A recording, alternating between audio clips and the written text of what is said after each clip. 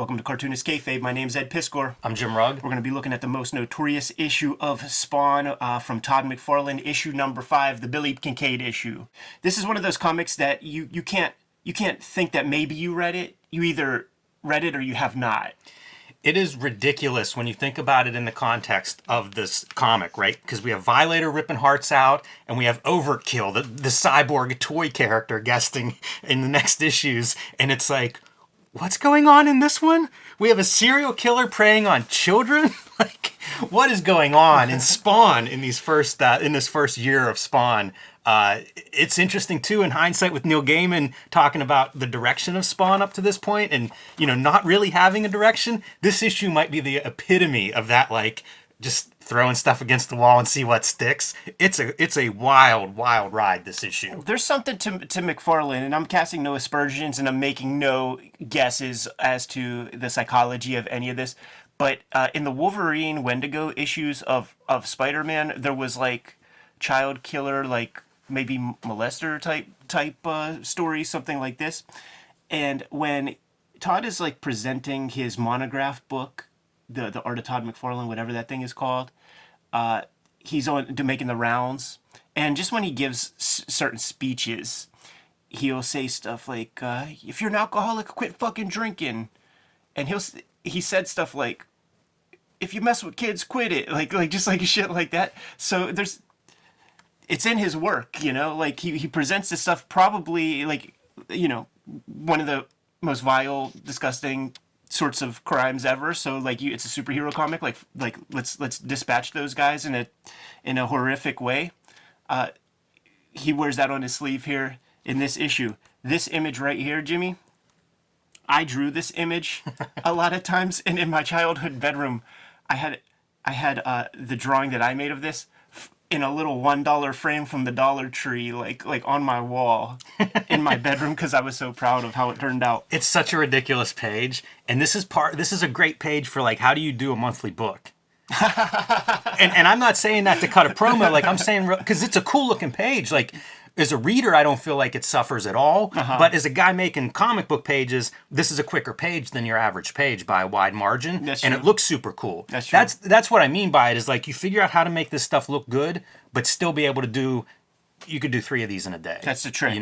That's the trick. trick. So if you're in a deadline crunch, if you're doing some business stuff, who knows? If life happened that month, you figure out how to have these tricks in your arsenal so that you can have a good page, but not a page that takes 2 days. Yeah. Like when you open up the cover, man, and you look at this page with all that verbosity, and it's a Todd McFarlane written comic, you're in for something. There's also some mixed stuff in this story, because like that whole thing is, I believe, his psychiatrist, basically saying he's cured, but also that his defense team figured out some loophole to get him off. We're going to find out, like, they go to great lengths to explain, like, he's only had 22-year sentence, and it was reduced to 10 for good behavior and this and that. So there's contradictions as to how he gets out. Like, even in a 1-issue, 20-page story, the story doesn't totally jive. Like, whoever the editor is here maybe could have done a little better on their job. Wanda, were you editing this one too, man? Or Zakowski? Yeah. Good lettering, but I don't know about the editing. Cartoonist Kayfabe, the YouTube channel, is subsidized by the comics that we make. Coming out in March and April 2022, Jim Rugg's Hulk Grand Design, where he takes 40 years of Incredible Hulk comics, distills it down into a high-octane romp, man. 40 pages apiece. 1 month after the other, Hulk Monster comes first. Hulk Madness comes the following month. Jim, what do you have to say about this thing? I say this, Cartoonist Kayfabe community out there, I want this to be the most requested comic that comic book shop owners have ever seen. This is your marching orders. Take your phones, show this to those comic shop owners, tell them you want this, tell them to pre-order and to order heavy. Take your previews catalog, whatever it is, take Hulk Grand Design, show it to your comic shop owners until they're sick to death of seeing this thing. I want it to be the most requested book comic shop owners have ever seen. That is your marching orders, Cartoonist Kayfabe Nation. Can I show them a couple of these variant covers, Jimmy? They come in a lot of good flavors too, man. There goes the Eddie P variant, man, by way of Uncle Todd McFarlane. But I had to capture, because this is going to be in the origin issue, had to capture that old John Romita, Herb Trimpe design. Who do we got here? Marcos Martin.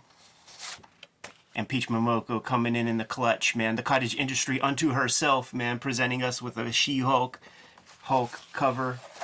March 2022, comic shops, get on the ball with that stuff. And while you're at it, Red Room, the Antisocial Network, is in stores right now on Amazon. Find our comic shops everywhere. Murder on the Dark Web for Fun and Profit Collecting. The entire 2021 season of Red Room Comics. 70 pages of extra material in the back and throughout this book. And starting in February 2022, monthly, you're going to get Red Room trigger warnings. 4 issues of this season's worth of comics. This is the cover that you're going to be seeing regularly. So when you take your little phone and show it to your retailer, tell them to get you those Hulk comics. Put that Red Room comic on your docket as well. There's the Eddie P retail incentive variant. Peach Momoko, once again, the cottage industry, man, comes through in the clutch. And the great Jim Rugg, by way of Robert Crumb, doing his Zap Comics Zero homage. Once again, this channel subsidized by the comics that we present, man. YouTube doesn't pay us a penny. So without further ado, we're done paying the bills. Let's get back to the video. We have the backstory. Like, there's a senator's daughter who was one of his victims, and it's like it took that level of victim for him to sort of get noticed, and there were many others before that. That treasure trail on his chin, very disgusting. It looks like a pelt or a merkin or something. A rat or something just sitting there on his face. Yeah, but this is how you could tell that it's a flashback, because you see how it's like it's more of like a neck beard. He's got that shit cropped into a nice little landing strip while he's there in the booby hatch. Yes.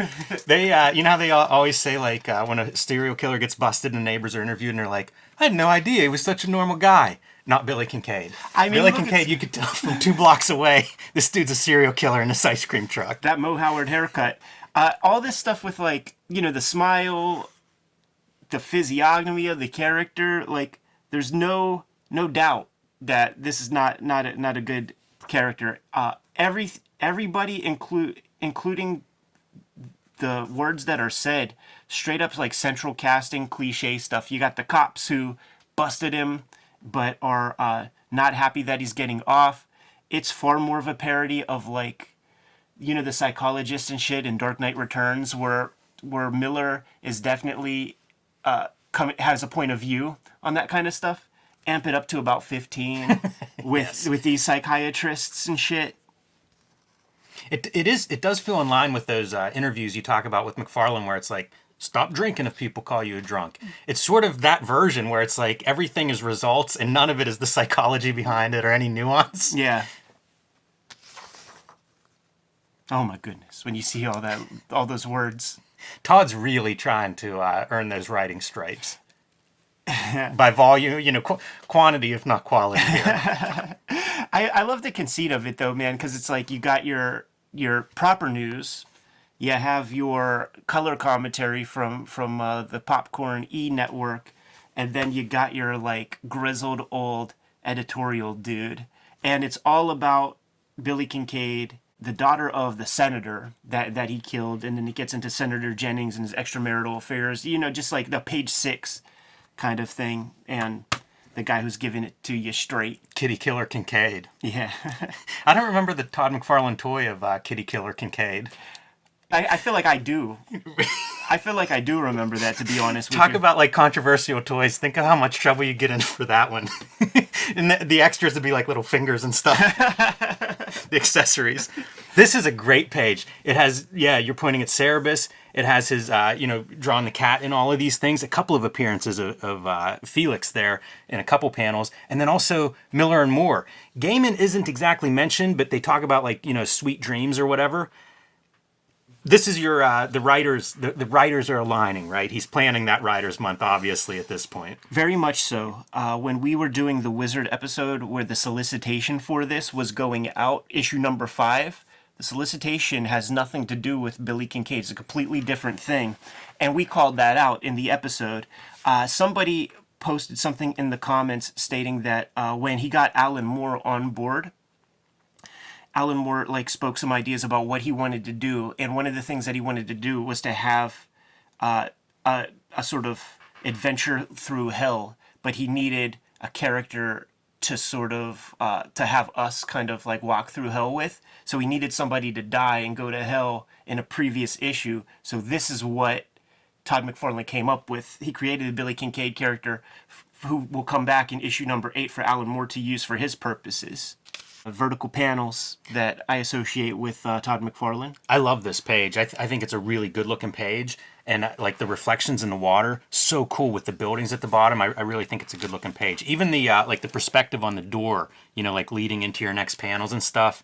Some good stuff on this page. Those old letterers, man. Twitch in the middle of the page there. Yeah, they were war horses, dude. Doing block letters in perspective and making it all look right. You know, making sure that C goes above the T. For an office page, you know, like just a couple dudes in an office, how dynamic is this page? Yeah, he's good at that. Making sure that it's not like you're stacking heads next to each other. By just having that variation right there makes it more interesting. We learned that Twitch, heck of a hedonist, man, about 7 kids. Yeah. He mentions that a lot. And most notorious issue, I think we could agree that this is one of the panels that you just can't forget once you see it. Finger painting to begin with, so we start with a bad pun, and then those are the most cartoonish, like Kid Killer Kincaid's hands and stuff. It's such a cartoon, except what he's doing is just obscene. He's always so good at the liquid, man. Like, he could draw good spatter and paste and stuff.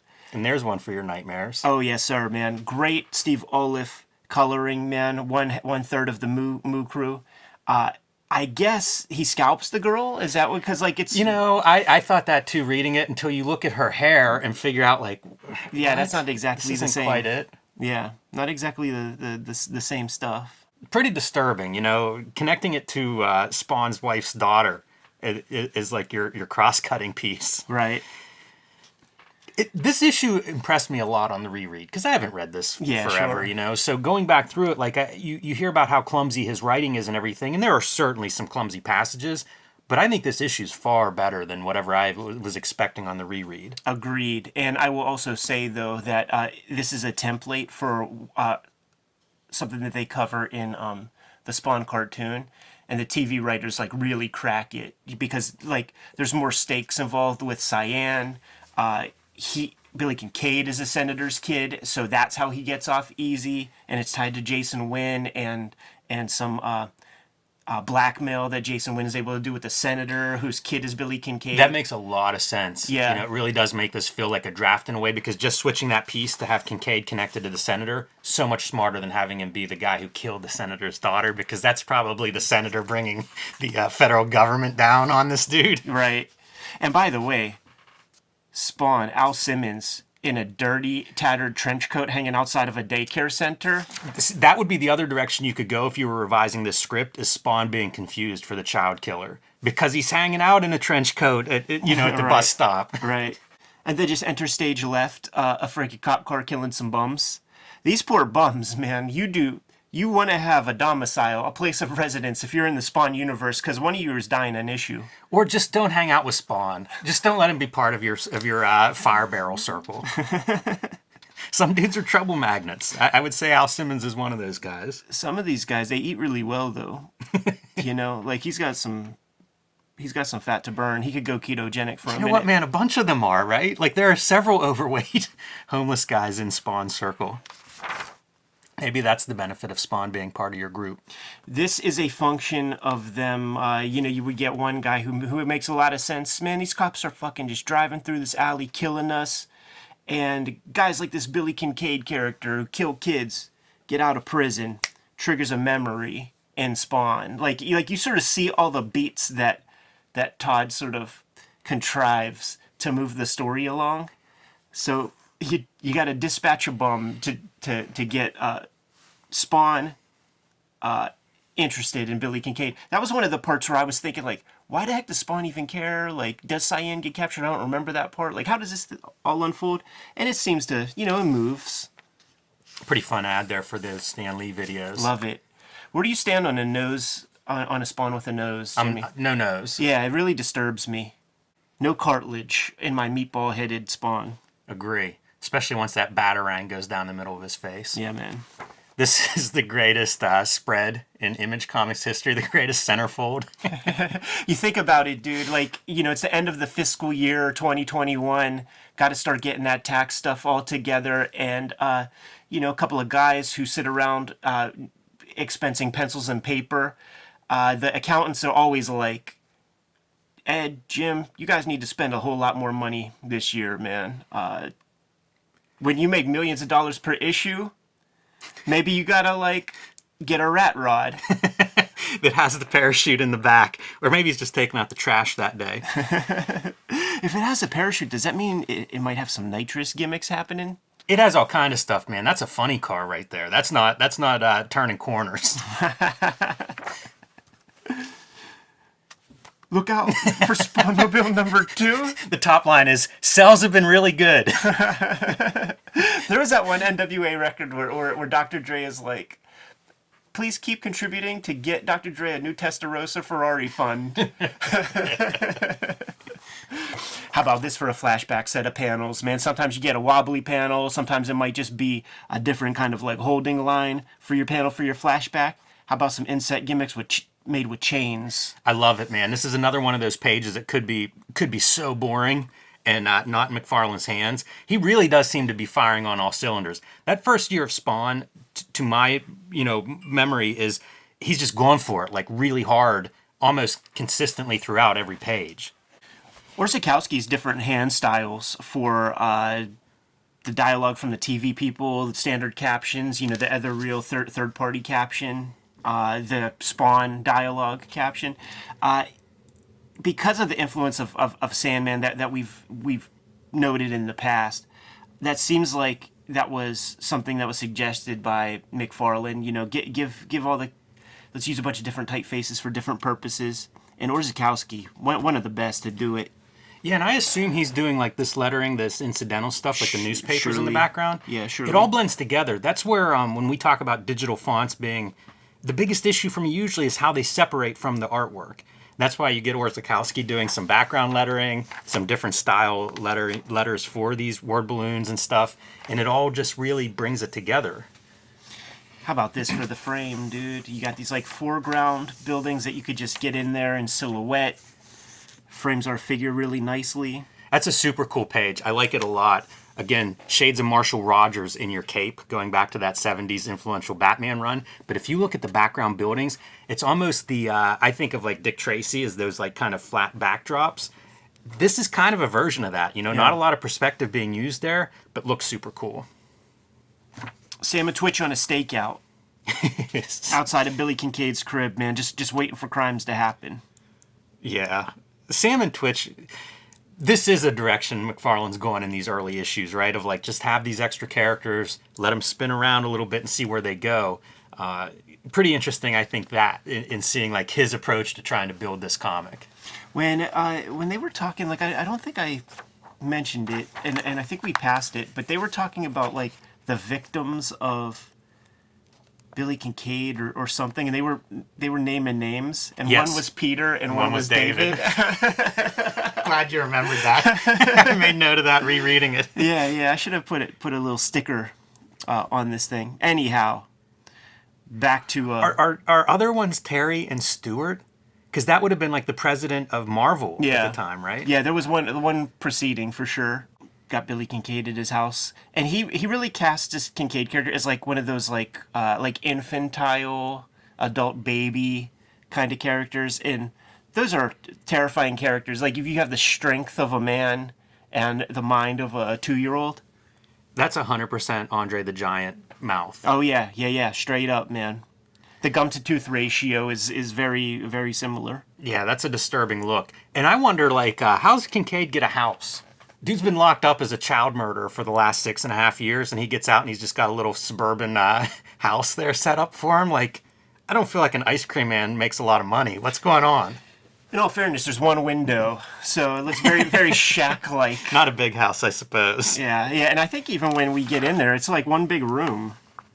You know what else we skipped on is this issue dedicated to Will Eisner. I like that he would do those dedications in these issues. And Will Eisner saw this issue and was like, can you take my name off the reprint? Cyan's growing up, man. She's got those like milk teeth coming in. Little Spawn back there. I feel like I was gonna say the color doesn't necessarily help that much. This issue does have some dark pages. You know, early days of digital printing, like, you know, there's black mixed in with these colors, and it is definitely, there are some dark pages. I was mad last night. There was one page I wasn't going to read, the newscaster page, because it's like a brown background with black type on it. Right. And I was like, you know what, man? I'm just not reading this because it's bullshit. I was reading it in bed. It's pretty dark up top. Yeah. Yeah, for sure. Consequence also of the paper. This isn't the glossy paper. Victor Cairo pointed something out in the comments, just saying something like I really miss that, like, you know, first couple years worth of like image quality paper, because it's not glossy paper per se. It's like a very specific paper that really hasn't been used since like the first couple of years of Image Comics, when they started to upgrade the paper. I thought that was a good note, because certainly the stuff that's used now, that's super thin, might as well be toilet paper. Look at Billy Kincaid. He's menacing, man. He hears a little tink, tink, tink, a little tapping at his door. All of this and nevermore. But it ain't a raven, dude. It's our guy. Look at the arthritic hands. Knuckles on knuckles. Tendons on tendons. Let's put a piece of tracing paper over this body and try to deconstruct the shapes of this, because he's got the Total Recall titties right here or something, right? Like, Yeah, there's a lot going on. Like, what am I not seeing? Also, Billy, man, spring for a slightly larger size shirt. You don't need to go skin tight, buddy. He's got the same shirt like that he had before he went in, man. He gained a couple. That hand reminds me, like, I heard this guy talking about, it was a writer that went to prison, and he was talking about some guy and how, like, his hand was just, it didn't even look like a hand from how many fights he had been in, and just broken bones, you know, from basically beating dudes up. Yeah, man. That hand feels like that to me.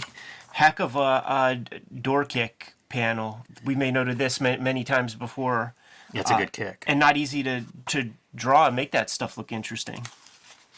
But I do like that the door gets fucking chapped in half, but it's all there whenever they entry. Twitch kicking ass. Listen, he's got 7 kids. He reminds you often. There's the finger painting setup. There's the wig. They start out by kicking the door in, but as they get into the house, it's like, carefully open the door. This is Sam now leading the way. But they're back at Police HQ down here, man, and just talking about, like, something's wrong. Like, Billy Kincaid, he ain't there. They saw him go in. He's not there. They see the evidence of what he did, some blood here and there. They head to their own office, where they see the other great iconic piece. Boys screamed and girls screamed, so I made him scream and scream and scream. Fantastic. And the 2 popsicle sticks jammed in his throat that not melted. Draws a good popsicle, you know, like you instantly recognizable. A good ice cream scooper, and those are popsicle sticks, to be sure. Blunt popsicle sticks punching through his body. I was gonna say blunt ice cream scooper handle first in his chest. Yeah, sir, man. So, I mean, if this didn't burn its image into your mind the first time you read it, create an unforgettable piece, I had to call a nod to it in Red Room. I got to show it off, Jimmy. Look at my guy right there. You know what, man? I was thinking of Davis a lot rereading this issue. I even tried to get some of that, like, those Shamu teeth that he has, man. But Uncle Todd's most notorious issue of Spawn, Spawn number 5, dispatching Billy Kincaid. Look at the little shadow on the ding piece, man. This dude, he's got, they call it micropenis. I remember it when I played football, these 2 fat dudes were arguing with each other in the shower after practice and insulting each other's junk. And that was basically it. The one guy's like, you talk tough for a guy that just has 2 balls for a dick. Jim, I can't think of a better way to leave this video, man. Kayfabers, like, follow, subscribe to the YouTube channel with the bell. We'll notify you when new vids are available. What is out there, Jimmy? Join me on patreon.com/JimRugg, where you can download my out-of-print zines and mini comics. You can see original art, script, process of how I make the comics I make, like Hulk Grand Design. And right now, man, my marching orders to the Cartoonist Kayfabe faithful out there, put Hulk Grand Design in front of your local comic shops. Tell them to pre-order it. Tell them to save a copy, to subscribe for you. I want this to be the book that comic shop owners have seen more of in these pre-order requests than any other comic book in history. So get to your local comic book shop and tell them Hulk Grand Design from now until April. Red Room, the Antisocial Network, in stores now. Thanks to everybody who got it, put it on their Christmas list, because seeing those stories come across the Instagram was a real pleasure. The Cartoonist's Christmas comes in March, when you get that Q1 royalty check from the previous year. Red Room Trigger Warnings is coming out February of this year, 2022. Get that stuff put on your pull list. Multiple covers, man, by my friends as retail incentives. Going to be coming out on a monthly basis. Jimmy and I have link trees in the description below this video where you could get to all of our stuff, including my Patreon, where you could read the comics ahead of time. What else, Jim? Subscribe to the Cartoonist Kayfabe e-newsletter at the links below this video. You can also find Cartoonist Kayfabe t-shirts and merchandise at the links below this video. Given those marching orders, we're going to be on our way. Read more comics.